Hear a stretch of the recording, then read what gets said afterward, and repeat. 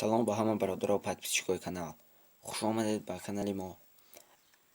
در امروز ویدیو من به شما از ویدیو چخل mp3 اش رو جدا کردن رو نشان میدهم با پروگرام اندروید پرو. سیکل پروگرام در بستنی و دکمنتاری ویدیو.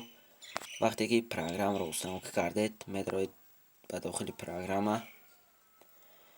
در اینجا پروگرام ورسی های آپریزت کردن و دیگر چی ها رو دارد. ما مثال در اینجا یگان ویدیو رو میگیریم.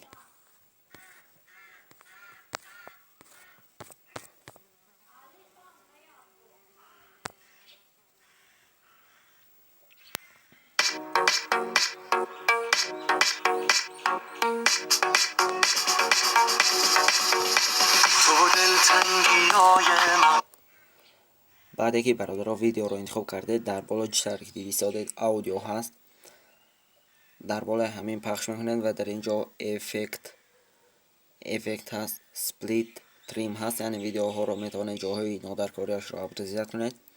ما اودیو رو انتخاب میکنید در همین موبایل، در بالا همین پخش میکنید و در اینجا بسیار نمود اودیو ها هست. ما mp3 رو انتخاب میکنیم و در اینجا کمی منتظر میشویم.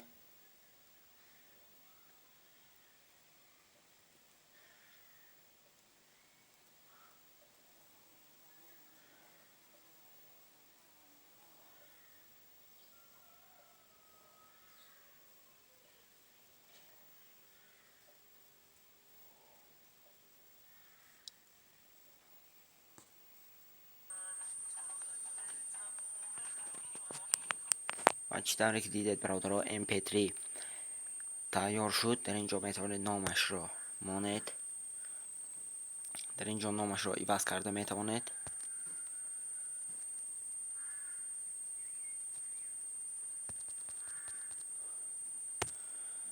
و بعدا در اینجا ساوی را پخش میکنید